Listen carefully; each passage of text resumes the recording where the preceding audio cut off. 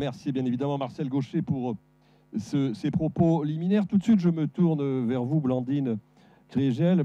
D'abord, quel est le regard que vous portez sur les propos que vient de tenir Marcel Gauchet? Est-ce que vous les partagez pour l'essentiel et est-ce que vous avez des points de différence par rapport à l'analyse que fait Marcel Gauchet, notamment sur ce qu'on peut appeler d'une certaine façon une crise? Quand on parle de crise du débat, c'est aussi la crise de l'espace public, en l'occurrence. Oui, je vous remercie. Merci à vous de m'associer à ce débat. J'espère que nous allons donner tort, n'est-ce pas, aux pronostics fâcheux disant qu'on ne pouvait plus débattre, en tout cas aujourd'hui entre nous. Alors, pour revenir à votre question sur ce qu'a dit Marcel Gauchet, je pense qu'il a dit une chose tout à fait fondamentale, que c'est vrai que nous vivons dans une crise, n'est-ce pas, non seulement du débat, c'est-à-dire qu'on a beaucoup de difficultés aujourd'hui à dialoguer, à argumenter, alors que la préparation au débat qui est nécessaire pour penser, pour agir, et pour agir à partir de, comme le disait Pascal Perrineau, de compromis, n'est-ce pas, d'accord, et semble plus difficile que jamais. Et là, je le rejoins tout à fait. Maintenant, est-ce qu'il n'y a pas, au-delà de cette crise, au-delà de la remise en cause des élites politiques qu'il a justement souligné, est-ce qu'il n'y a pas des attaques plus fondamentales, une crise plus fondamentale pour la démocratie? Personnellement, c'est ce que je crois. Et au fond, que je voudrais développer. Et je suis très heureuse d'avoir à mes côtés Rachid Benzine, dont j'admire les travaux et la connaissance, n'est-ce pas, de cet islam des Lumières dont on ne parle pas assez, qui a pourtant de valeureux représentants en France.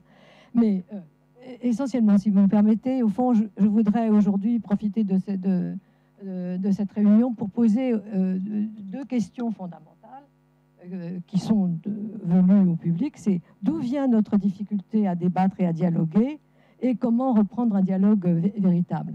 Alors d'abord, je voudrais écarter la façon dont vous avez libellé en quelque sorte notre débat aujourd'hui. Et je vais vous dire pourquoi. C'est-à-dire débattre malgré le bruit médiatique. Alors, bien entendu, je n'ignore pas, et personne ne l'ignore ici, que de prestigieux, d'honorables intellectuels et penseurs, comme Régis Debray, Marc Fumaroli, Alain Finkielkraut, ont déploré par le passé, un passé qui n'est pas si éloigné, la perte du magistère de la République des lettres au profit des journalistes d'abord, et au fond des innovations technologiques qui ont fait que petit à petit, la télévision, Internet ont remplacé au fond, la République des professeurs, l'enseignement et les professeurs.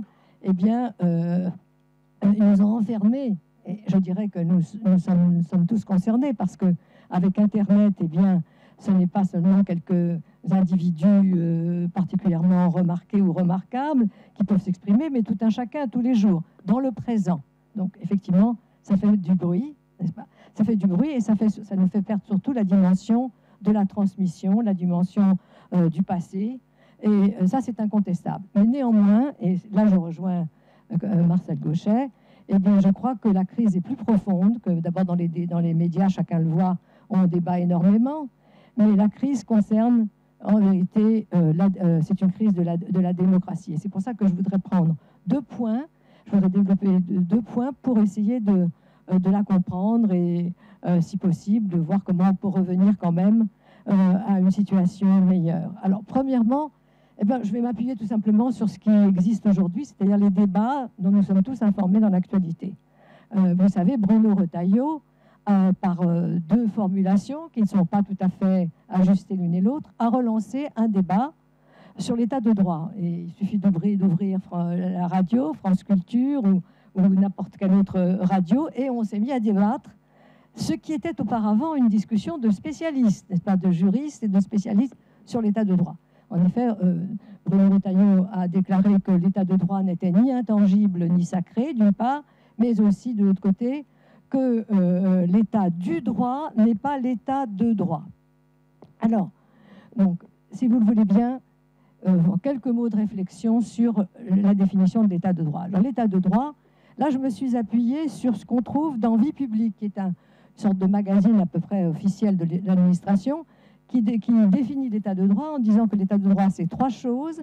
C'est la hiérarchie des normes, c'est l'égalité devant la loi et c'est la séparation des pouvoirs. Et la première chose qui m'a frappée, n'est-ce pas, comme philosophe, c'est à quel point cet énoncé d'abord est extrêmement formaliste, il n'est peut-être pas accessible à un vaste public, mais surtout combien il bouscule les données historiques toutes simples. Pour le dire très simplement, l'égalité devant la loi, c'est au fond dans la tradition de la chose la plus ancienne, parce qu'elle date de la proclamation des juristes espagnols au XVIe siècle, à propos du droit des Indiens, et qui ont réclamé pour les Indiens à l'époque, qui n'étaient ni chrétiens ni espagnols, mais l'égalité devant la loi, principe d'égalité. Deuxièmement, le deuxième principe, c'est la séparation des pouvoirs. Ça, il ne date pas comme l'égalité du XVIe siècle, il date du XVIIe siècle d'abord, chez Spinoza, chez Locke, et surtout du XVIIIe siècle. Nous connaissons tous, au fond, ce qu'on a dit Montesquieu. Mais la séparation, la hiérarchie des normes, chose qui est à peu près opaque à beaucoup de nos concitoyens, c'est-à-dire le fait que simplement, dans la hiérarchie du droit, la Constitution est au-dessus de la loi, qui elle-même est au-dessus de la règle.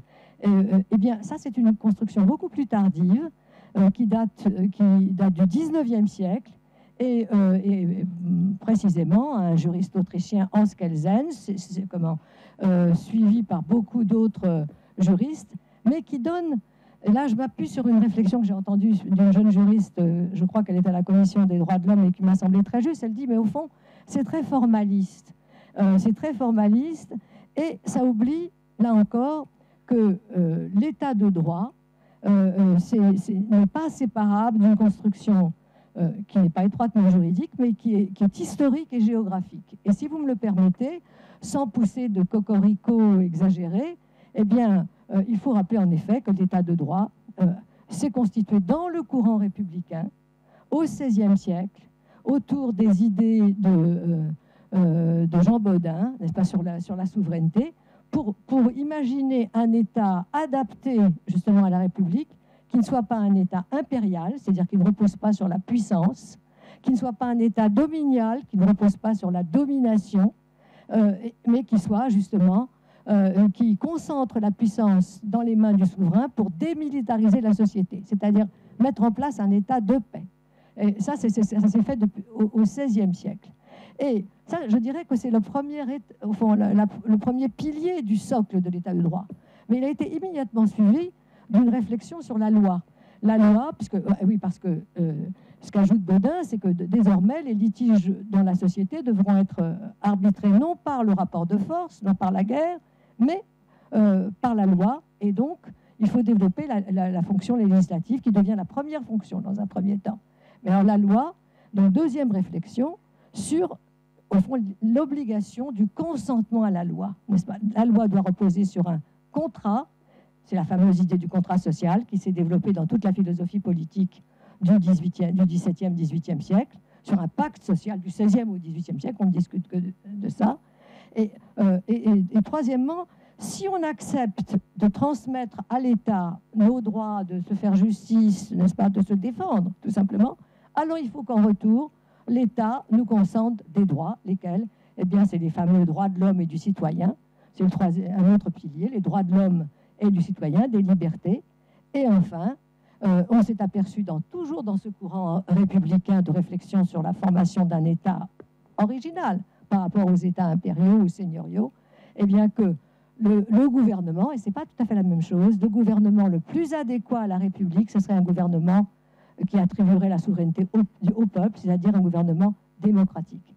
Voilà, à mon sens, je résume là évidemment des siècles, du XVIe au XVIIIe siècle, n'est-ce pas, de construction du droit politique. Mais enfin, ce n'est pas simplement du droit, ce sont des institutions de l'état de droit aujourd'hui. Et l'état de droit, c'est tout ça. Alors, j'ajoute qu'au XIXe siècle, dans un autre cadre que celui du développement du courant républicain qui a concerné l'Espagne, la France, l'Angleterre, c'est-à-dire l'Europe de l'Ouest, d'une manière générale, eh bien, c'était dans un cadre qui était resté impérial. L'Empire d'Autriche, l'Empire allemand, eh bien, il y a ces idées des juristes. Je sais bien que la majorité des professeurs de droit aujourd'hui s'appuient sur ça pour l'enseigner à leurs étudiants. Mais pour moi, c'est une conception qui est trop formelle et trop étroite, n'est-ce pas? Et qui ne rend pas compte de ce qu'est véritablement devenu l'État de droit, c'est-à-dire un État au fond lié au développement républicain et démocratique.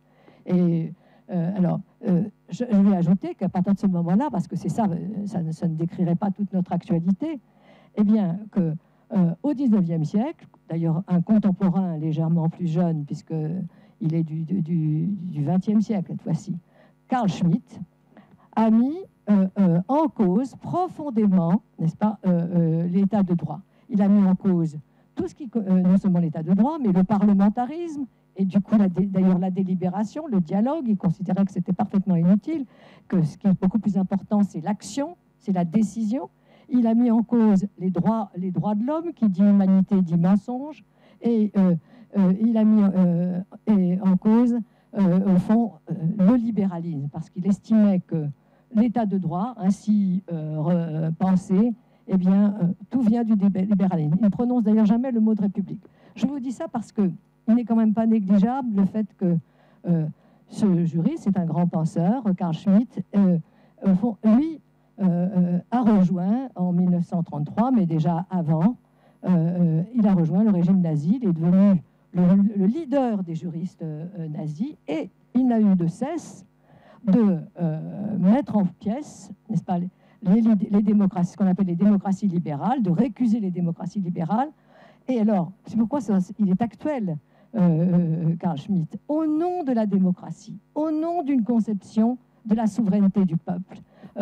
Et je veux citer, mais je pense que vous les connaissez, hein, ou au moins un certain nombre d'entre eux, deux thèses de Carl Schmitt qui sont devenues monnaie courante. La première, c'est la politique est ce qui oppose l'ennemi et l'ami, ce qui veut dire que pour lui, la politique, et par conséquent l'État, c'est la guerre, et c'est pas la paix. Il n'y a pas d'institution d'un État de paix. On est dans la guerre, on reste dans la guerre, et la guerre est le grand moteur de la politique. Et la deuxième phrase, la deuxième formule de Carl Schmitt qui a fait Fleurès, c'est « est souverain », c'est sur la souveraineté et sur la démocratie, « est souverain celui qui décide de la situation exceptionnelle ». Elle a d'ailleurs été citée récemment, je le regrette, n'est-ce pas, par notre président.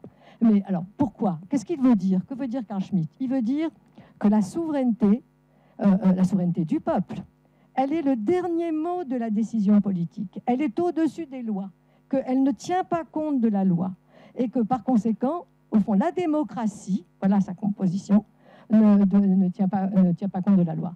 Alors, je vais m'arrêter là tout de suite pour laisser évidemment à notre ami Rachid Benzine, mais oui, bien sûr, mais je vais juste conclure d'un mot, si vous le voulez bien. Je dirais que nous en sommes là parce qu'aujourd'hui, dans la contestation de l'état de droit, dans la contestation des démocraties qui sont soumises à l'assaut, comme on le dit, n'est-ce pas, déjà du Sud global, n'est-ce pas, d'un certain nombre de pays qui veulent en finir avec les démocraties occidentales, contrairement à ce qu'avait annoncé Fukuyama, eh bien, il y a ces idées-là, au fond, ont un grand poids, et malheureusement, personnellement, je m'en désole, et d'ailleurs, elles ont été portées, on pourrait penser qu'elles ont été portées uniquement par l'extrême droite, n'est-ce pas? Eh bien, pas du tout. Les grands turiféraires de la pensée de Carl Schmitt aujourd'hui, ce sont les penseurs d'extrême gauche, n'est-ce pas? C'est Giorgio Agamben, c'est Tony Negri et Anso. Et c'est eux, n'est-ce pas, qui sont à la tête de la remise en cause au nom de la démocratie, c'est-à-dire au nom de la démocratie, de nos démocraties dites libérales. Voilà, c'est ça, je voulais dire ça en premier lieu. Merci, merci Blandine, en tout cas. Je parlerai de la suite. Pour ce propos, juste pour vous signaler que donc vient de nous rejoindre ici dans cette table ronde Victor Delabriche, qui est étudiant à l'HEIP et qui, bien évidemment, je veux dire, va intervenir dans le débat et qui va poser des questions. Et vraisemblablement, il y a beaucoup d'étudiants qui souhaitent aussi poser des questions. Rachid Benzine, justement, Blandine Krégel me fournit une très bonne opportunité en matière de transition. Cette référence à Carl Schmitt. Le débat aujourd'hui est-il véritablement polarisé entre l'ami et l'ennemi? Est-ce que c'est une des caractéristiques aujourd'hui du débat public dans nos démocraties libérales? Et si oui, en l'occurrence, comment peut-on justement retrouver et rebâtir les conditions d'un débat qui soit un peu plus rationalisé, si tant est que ça soit possible? C'est en partie vrai sur ce que dit Carl Schmitt sur cette conception du cadre ami-ennemi dans la manière dont on voit le politique et la démocratie. Mais au-delà de ça, je crois que ce qui nous arrive, c'est ces deux choses. Tout d'abord, c'est une crise de notre rapport au temps. C'est-à-dire que globalement, les démocraties ne peuvent émerger dans un récit que s'il y a une certaine forme de temporalité. Or, le régime de temporalité dans lequel nous vivons aujourd'hui, c'est le régime de temporalité qui privilégie l'instantanéité et l'immédiateté. C'est-à-dire que la démocratie, elle a besoin de médiation longue au sens de Paul Ricoeur, qui dit qu'on ne peut se comprendre que se comprendre devant un texte, et il s'agit d'aborder une herméneutique, une interprétation des signes, des symboles et de la culture. Or, aujourd'hui, on court-circuite complètement cela, ce qui fait que c'est plutôt le magistère de l'émotion qui est en train de l'emporter. On le court-circuite, pourquoi? On le court-circuite tout simplement parce qu'on est constamment dans le choc du présent. Vous savez, dans les années 70, il y avait un livre qui annonçait le choc du futur, en disant voilà ce que vous allez voir. À partir du moment où vous avez des chocs constamment, et ça crée ce que Bauman, le sociologue, appelle une société liquide. Qu'est-ce que c'est qu'une société liquide? C'est une société où les individus, en tout cas les changements que subissent les individus sont tellement importants qu'on n'arrive pas à solidifier complètement ces changements. Donc tout devient liquide. Et à partir du moment où tout devient liquide, on est constamment dans le flux. Il n'y a plus la possibilité de se consolider. À partir du moment où il n'y a plus cette possibilité de la consolidation, automatiquement, on entre dans un régime de crise des récits. Et on voit constamment les récits qui sont à l'œuvre dans la société française. Il y a une guerre des récits, puisque le principe du récit, c'est quand même l'interprétation du réel pour pouvoir agir. Et on voit que ce sont souvent des récits identitaires. Pourquoi? Parce que le récit identitaire, il va jouer automatiquement sur le nous et le eux. Mais le grand problème, je dirais, de tout ce qui relève de l'identitaire, des croyances, des valeurs, c'est que ça s'inscrit dans ce qu'on pourrait appeler des archétypes. Et des archétypes où, au moment, il y a des croyances ou des valeurs d'une société qui vont subir un processus de mythification. Ce processus de mythification va amener une sacralisation, de telle sorte que la raison des Lumières, la raison au sens critique, n'a aucune prise. Et il faut le savoir, c'est-à-dire que face à un discours, allez, disons-le très rapidement, face à un discours du Rassemblement national, il faut faire le travail empirique, les faits, etc. Mais c'est insuffisant pour le déboulonner. C'est insuffisant pour créer un autre imaginaire. C'est-à-dire que lorsque vous avez des mythes identitaires qui sont en train de dériver national ou religieux, le seul moyen, au-delà de l'étude du fait empirique, c'est de lui proposer un contre-mythe qui va s'appuyer sur la société française. Donc on a globalement cette crise, je dirais, de la temporalité, cette crise de la société, ce qui fait que ça traduit, et ça c'est dans un travail que j'ai essayé de faire sur le parcours, pour une politique publique de la reconnaissance, où j'ai essayé de mener ce travail avec des chercheurs sur 3 ans, le sentiment qui se dégage d'un point de vue institutionnel aux citoyens, c'est le sentiment d'impuissance à changer la réalité. Ce sentiment d'impuissance à changer la réalité, c'est le sentiment d'impuissance de la démocratie à pouvoir, je dirais, remettre de la capacité ou de la capacitation des individus. Ce qui fait que cette impuissance à changer la réalité à laquelle nous assistons d'un point de vue politique, d'un point de vue sociétal, va donner deux choses. Elle va donner soit une espèce de communautarisme, c'est-à-dire faute de vivre ensemble, vivons entre nous, et donc nous allons pouvoir peser d'un point de vue du récit sur le récit national que se raconte la société française, soit ça va développer ce que j'appellerais des discours virilistes qui prétendent redonner de la puissance aux gens. Et que cette impuissance-là, elle est automatiquement sur la démocratie. Quand on voit ce qui s'est passé ces derniers temps sur la question du vote et ce que ça a donné, on voit bien que ça traduit globalement cette impuissance. Et ensuite, il y a les valeurs démocratiques que nous énonçons, il y a les promesses que nous énonçons, puis les réels politiques, c'est-à-dire ce que nous faisons sur le terrain. Entre les promesses et les idéaux affichés et la réalité, ce décalage il est tellement important que les démocraties ne deviennent plus du tout lisibles ou audibles. Voilà ce que je voulais dire en première partie. Je passe la parole à Victor Delabrief. Une question que je vous pose à tous les deux. Alors, je vais vous demander de répondre assez rapidement, mais même c'est une question qui est immense.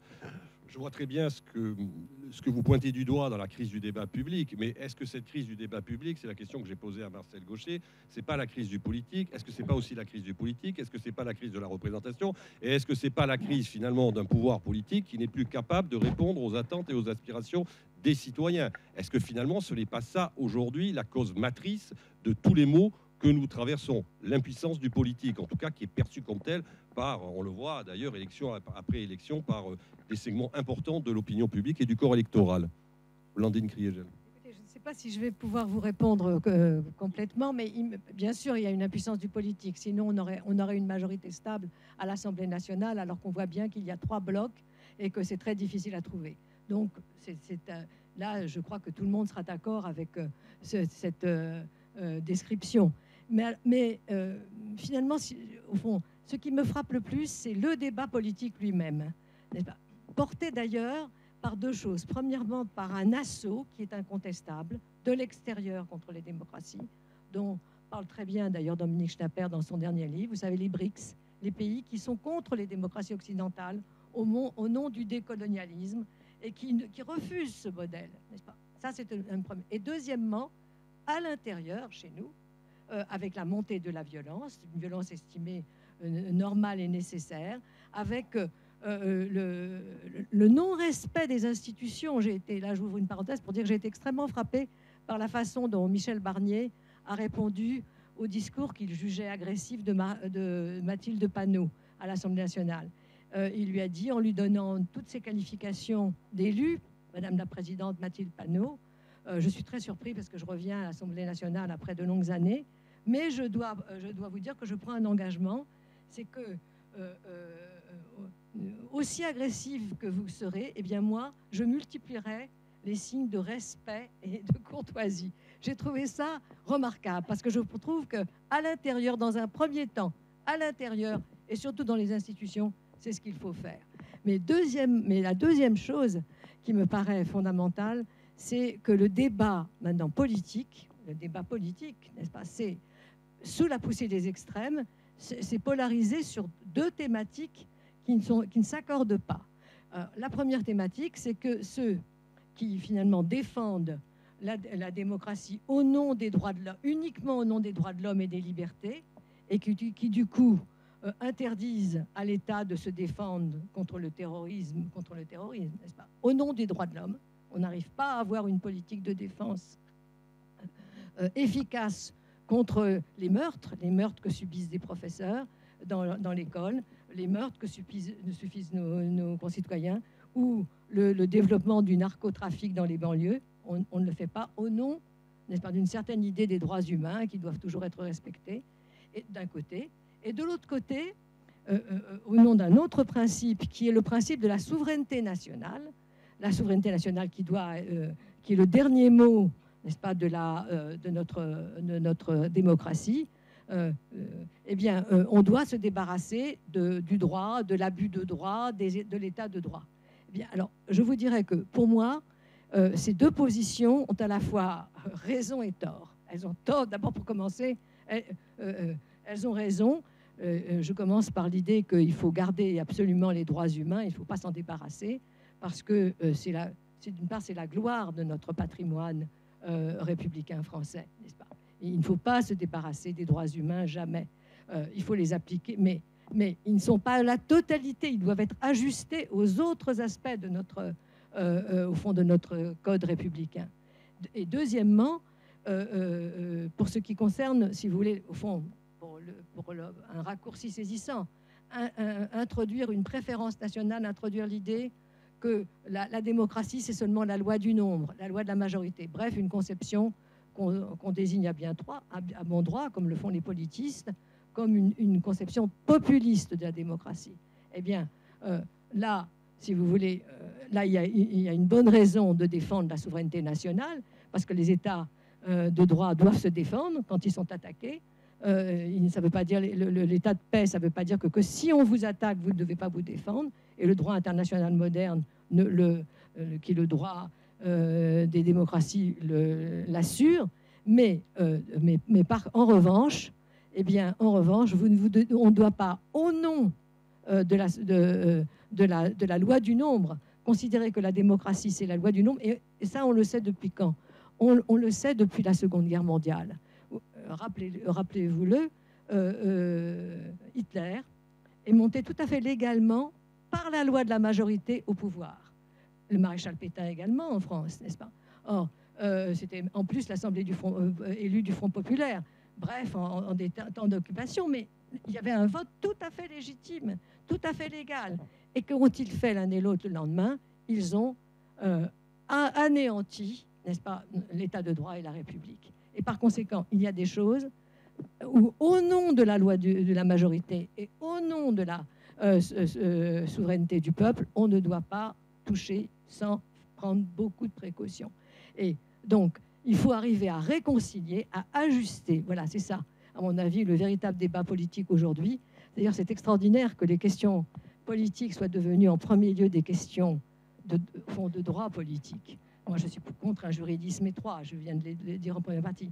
Mais vous savez, ce que quelques-uns d'entre nous, nous étions assez marginaux, ont considéré depuis des années en France. Hein, parce que, par exemple, depuis 30 ans, il faut reconnaître qu'en Europe du Nord, dans les pays anglo-saxons, on se préoccupe de ces questions, ce qu'on ne faisait pas en France. Il y a des bataillons de chercheurs qui ont discuté de ces questions, ce qui n'était pas le cas de la France.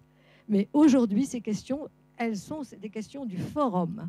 Et moi, je m'en réjouis beaucoup parce que ce sont les questions que votre génération aura à traiter, j'espère, mieux que nous l'avons fait, n'est-ce pas? Voilà. Rachid Benzine. Je serai assez bref là-dessus. Je trouve qu'il y a d'abord une crise de l'imaginaire de la démocratie, puisque la démocratie s'est construite à partir des nations, et que dans le contexte de mondialisation, ça remet automatiquement l'idée du cadre. Et donc, c'est cette crise de l'imaginaire que nous n'arrivons pas à travailler, ce qui fait que depuis 30-40 ans, nous ne sortons pas des mêmes problématiques et de la polarisation. Et donc, toute la question, c'est, dans un contexte de mondialisation, quel imaginaire, par exemple, pour la démocratie française, quel imaginaire pour la démocratie espagnole, etc. Et je trouve que cette question, elle est fondamentale et elle doit être prise en compte parce que c'est la question du récit que se raconte la société française. Et ce récit-là, ben, c'est-à-dire il y a eu des apports, il faut aussi le retravailler, le réécrire, intégrer d'autres récits que celui que la France s'est raconté sur elle-même. Et en même temps, tout ce qui nous vient du Sud et des coloniaux, etc., il faut aussi être aussi capable, je dirais, d'avoir à la fois un rapport critique vis-à-vis de ce qui est dit, mais en même temps, il pose des questions à nos démocraties que nous ne devons pas, je dirais, simplement mettre de côté comme s'ils étaient malvenus. Or, je pense que faire cette pensée de l'écart ou faire cet écart au niveau de la pensée de la démocratie pour savoir ce que les pays du Sud ont à nous dire, ça peut être aussi quelque chose, je dirais, comme ça peut honorer le conflit. C'est-à-dire que ce qui est très important, et on le voit bien aujourd'hui dans la manière dont s'articulent les débats, c'est qu'on n'honore pas les conflits. C'est-à-dire, qu'est-ce que ça veut dire honorer le conflit? C'est partir du principe qu'on n'est pas dans une considération ennemie, on peut être des adversaires, et que le but de la discussion, le but d'honorer le conflit, c'est d'essayer de faire en sorte que celui qui est en face de moi, je puisse honorer ce qu'il présente de mieux. Or, on n'en est pas du tout là, parce qu'on arrive sur des problématiques et des mots qui sont tellement, je dirais, chargés d'émotions, que la discussion devient vraiment difficile, et que quand je dis que le magistère de l'émotion prend le dessus, et on le voit bien aujourd'hui, ce qui est en train de se passer, soit du côté du populisme politique, soit du côté de l'intégrisme, et ça joue sur la question de l'imaginaire. Ça suppose en sciences sociales de reprendre la question des mythes, puisque les sociétés reposent sur des mythes. Le mythe n'est pas simplement quelque chose d'une histoire, je dirais, farfelue, etc. Il y a des mythes fondateurs au niveau des sociétés, et si on ne les prend pas au sérieux, nous verrons ces mythes en train de dériver, comme le mythe identitaire ou le mythe des origines. Il faudrait relire Raoul Girardet. On en reparlera cet après-midi, notamment sur la question du rapport très spécifique de la société française aux politiques, notamment à travers l'intervention de Stéphane Rosès dans l'après-midi. Victor, vous avez la parole, parce qu'on accorde une place importante aux étudiants, évidemment, dans cette journée. Alors, bonjour à tous. Moi, je voulais d'abord vous poser comme question, quelles compétences d'esprit critique, selon vous, sont essentielles pour naviguer efficacement dans un débat, notamment face à la surabondance d'informations et aux narratifs biaisés des médias? Écoutez, merci de votre question. Vous savez, nous avons été bercés à cette formation, puisque la critique cartésienne, kantienne, succédant au dialogue de Platon ou à la dispute scolastique, au fond. Et alors, ce n'est pas, et là je me tourne vers cet homme de dialogue, n'est-ce pas, qu'est Rachid Benzine, ce n'est pas une spécialité seulement européenne, parce que dans toutes les sociétés, dans toutes les civilisations, l'arbre à palabre en Afrique, si vous voulez, les réponses des hadiths dans la civilisation de l'islam, que je ne connais pas évidemment comme mon voisin, mais tout cela fait partie évidemment de la nécessité du dialogue. Le dialogue est présent dans toutes les sociétés, et s'il est bloqué, c'est que nous avons quelque chose qui nous fait mal. Alors, juste un mot, vous me permettez de répondre? Écoutez, moi je remercie infiniment Rachid Benzine d'avoir évoqué l'imaginaire, parce que moi j'ai écrit mon avant-dernier livre, s'appelle La République imaginaire. Donc je crois à l'imaginaire, parce que je sais, après l'échec de la République de Florence, que les idées républicaines en Europe ont voyagé justement par l'imaginaire, c'est-à-dire par les arts, par les mythes, par la peinture, par l'architecture, par les jardins. C'est comme ça qu'elles ont envahi la France, l'Angleterre, etc. Donc, vous avez raison, c'est une dimension extrêmement importante. Et j'accepte aussi profondément ce que vous avez dit sur la nécessité, dans le récit historique national ou européen, ou tout simplement ou mondial, de tenir compte de la diversité des points de vue. Et c'est absolument fondamental, et en particulier pour la France. La France ne peut pas régler vraiment le problème de l'immigration simplement en la régulant, ce que je souhaite personnellement, mais en tenant le plus grand compte du fait que maintenant elle a une minorité très importante de concitoyens qui ont des origines diverses et qui nous ont beaucoup apporté sur le plan de la cuisine, sur le plan de nos bâtiments, etc. etc. Mais ça, c'est un point j'en suis totalement d'accord. Et donc, il faut reconstruire un récit historique qui tienne compte de tous ces points de vue, mais en dégageant à chaque fois une axiologie, ce qui est bien, ce qui est mal, n'est-ce pas? Or, le monde actuel, et là, je vais vous citer un philosophe que tout le monde connaît, qui est Kant. Vous savez, Kant, au XVIIIe siècle, grand philosophe s'il en est, a expliqué ceci, c'est que il était pour un penseur de la République, il était pour la République. Il avait du mérite. Sous Frédéric le Grand, il était pour la République. Mais, disait-il, la République, les républiques en Europe, c'est très peu de choses. C'est très peu de choses dans le monde. Et par conséquent, les républiques sont obligées, tant qu'il n'y aura pas de république universelle, c'était le XVIIIe siècle a rêvé, il a rêvé, il a fait preuve d'imagination. L'abbé de Saint-Pierre, Jean-Jacques Rousseau, Kant ont rêvé à une république universelle. Et ils en ont. Et d'ailleurs, leur rêve, et même avant, n'est-ce pas, Henri IV avait rêvé à une unification européenne. On a eu l'Europe, mais on n'a pas de république universelle. Et tant qu'on en est là, disait Kant, il faudra accepter que les rapports avec les régimes non républicains, on dirait aujourd'hui non démocratiques, soient fondés sur du rapport de force, sur des rapports de force. Ne soient pas... Et, eh bien, aujourd'hui, j'admets absolument que nous devons nous ouvrir beaucoup plus que nous l'avons fait, mais nous devons quand même garder, me semble-t-il, pour continuer à trouver la prospérité économique, la séparation du politique et de l'économie, le bonheur, la belle vie, la vie bonne, comme disaient les républicains de l'Antiquité. Nous devons garder, comprendre ce qu'a été la généalogie de la République et de la démocratie. C'est ça que dans notre génération, on n'a pas fait suffisamment. Rachid. Très brièvement, il s'agit moins de critique que d'apprendre aux étudiants à problématiser ce qui est en train de nous arriver.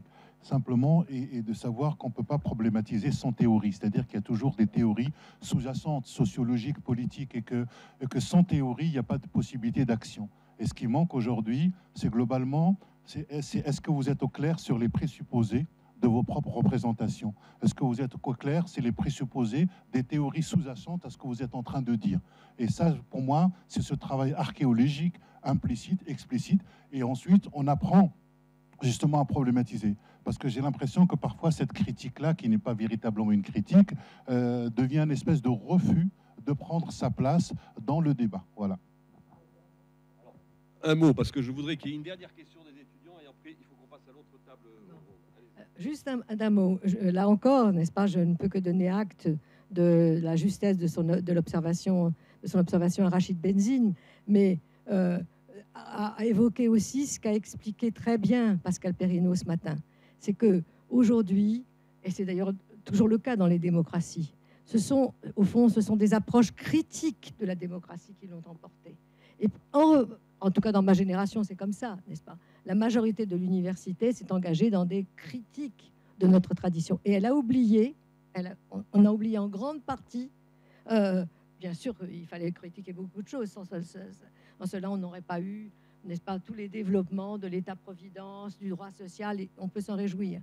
Mais au fond, cette critique a recouvert quelque chose que nous devons absolument garder. En particulier, elle a recouvert tout ce qui précède l'époque révolutionnaire.